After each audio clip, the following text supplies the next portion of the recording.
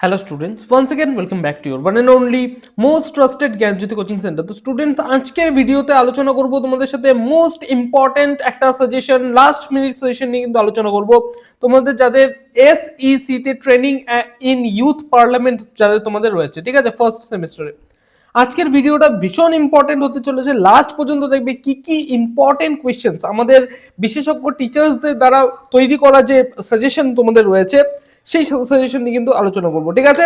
ধৈর্য ধরে ভিডিওটাকে দেখবে লাস্ট পর্যন্ত। ফার্স্ট কোয়েশ্চেন, ভারতীয় সংসদে নিম্ন কক্ষ অর্থাৎ লোকসভার গঠন কার্যাবলী ও ক্ষমতা, ভীষণ ইম্পর্টেন্ট, ভেরি ভেরি ইম্পর্টেন্ট, দুটো স্টার মার্ক আমি করে রাখলাম, ঠিক আছে।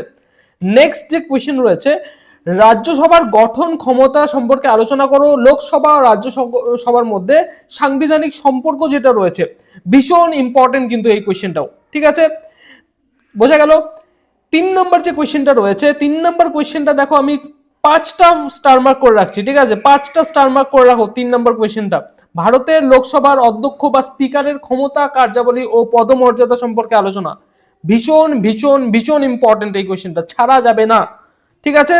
এই কোয়েশ্চেনটা না পড়ে কিন্তু পরীক্ষায় বসা যাবে না, বোঝা গেল। নেক্সট যে কোয়েশ্চেন রয়েছে, ভারতীয় সংসদের বিভিন্ন ধরনের অধিবেশনগুলো সম্পর্কে বিস্তারিত আলোচনা, মোটামুটি হালকার উপর দিয়ে পড়ে যাবে। নেক্সট, সংসদীয় কার্যক্রমের বিভিন্ন কৌশল পদ্ধতি সম্পর্কে একটি প্রবন্ধ ভালো মতো মানে মোটামুটি ভাবে পড়ে যাবে, ঠিক আছে। ভারতের সংসদে একটি সাধারণ বিল পাশের বিভিন্ন পর্যায়, ঠিক আছে, বিল পাশের পদ্ধতি যেটা রয়েছে, ঠিক আছে, বা ধাপগুলো যেটা রয়েছে, এটা কিন্তু একটু ভালো মতো পড়ে যাবে। নেক্সট যে দুটো কোয়েশ্চেন রয়েছে, অর্থ বিল কাকে বলে, সংসদে অর্থ বিল পাশের বিশেষ পদ্ধতি আলোচনা করো। এবং এই যে 8 নম্বর কোয়েশ্চেন রয়েছে, এই দুটো কোয়েশ্চেন কিন্তু খুব ভালো মতো পড়ে যাবে, ঠিক আছে। অর্থ বিল কাকে বলে, অর্থ বিল পাশের ক্ষেত্রে লোকসভার বিশেষ ক্ষমতা ও পদ্ধতি সম্পর্কে আলোচনা করো। এই দুটো কোয়েশ্চেন কিন্তু ভীষণ ভালো মতো পড়ে যাবে, কারণ ব্রড কোয়েশ্চেনে না আসুক, শর্ট কোয়েশ্চেনে আসবে, ঠিক আছে, দুটোর মধ্যে থেকে একভাবে কিন্তু আসতে পারে, সুতরাং এই দুটো কোয়েশ্চেন ছাড়া যাবে না, বোঝা গেল এখান থেকে। সুতরাং 1, 2, 3 খুব ভালো মতো পড়ে যাবে এবং 7, 8 কিন্তু খুব ভালো মতো পড়ে যাবে। যদিও বা খুব কম কিন্তু প্রশ্ন এখান থেকে দেওয়া হয়েছে, তবুও যে কোয়েশ্চেন্স গুলো বলে দিচ্ছি সেই কোয়েশ্চেন্স গুলো কিন্তু ছাড়া যাবে না। ওকে, নাম্বার 5 মার্কসের যে কোয়েশ্চেন্স গুলো রয়েছে, 1 নাম্বার যেটা রয়েছে সেটা হচ্ছে, এগুলো দেখো প্রত্যেকটা প্রশ্নই কিন্তু ইম্পর্টেন্ট, প্রশ্ন কিন্তু ছাড়লে রিস্ক হয়ে যাবে, তবুও এখান থেকে ইম্পর্টেন্ট কোয়েশ্চেন্স গুলো বলে দেবো এবং প্রত্যেকটা কোয়েশ্চেনে কিন্তু তোমাদের আইডিয়া নিয়ে যেতে হবে, ঠিক আছে। ফার্স্ট কোয়েশ্চেন দেখো দেখো তোমাদের রয়েছে, ভারতীয় সংসদীয় ব্যবস্থায় বিরোধী দলীয় নেতার ভূমিকা ও গুরুত্ব আলোচনা করো।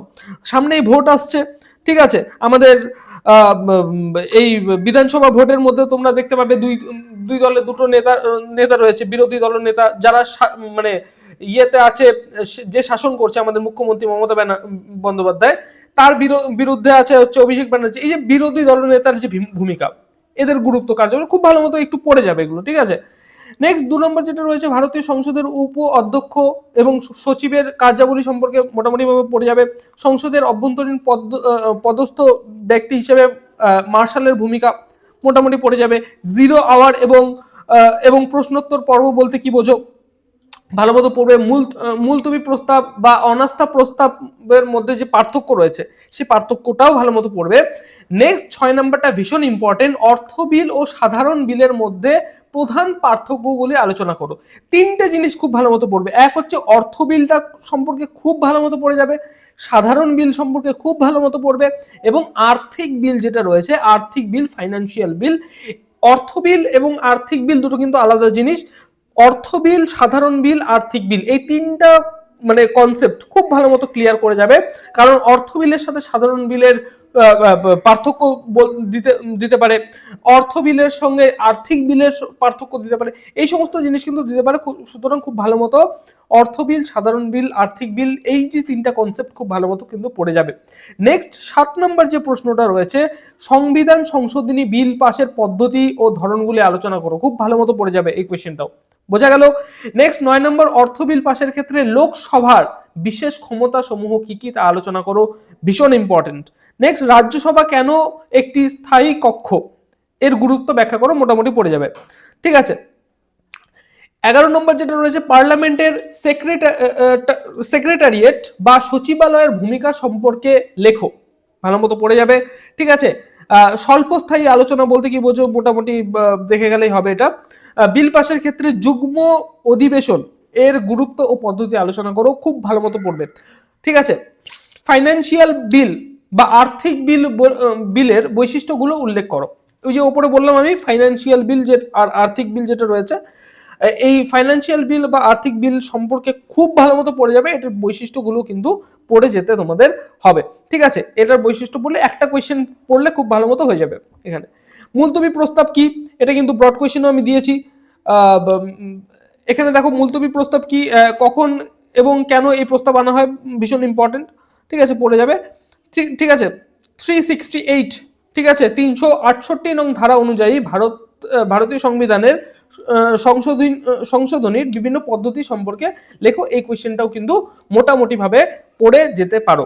সুতরাং এই যে 16টা কোয়েশ্চেন, এই 16টা কোয়েশ্চেন এবং উপর থেকে এই যে এই 8টা কোয়েশ্চেন, এই মানে মোটামোটাভাবে এগুলো কিন্তু একটু পড়ে গেলেই তোমাদের হয়ে যাবে।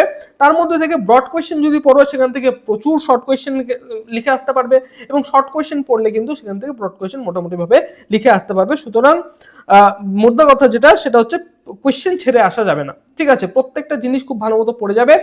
দেখা হচ্ছে নতুন ভিডিওতে নতুন কোনো টপিকের সাথে। Till then keep learning, keep exploring. Thank you so much.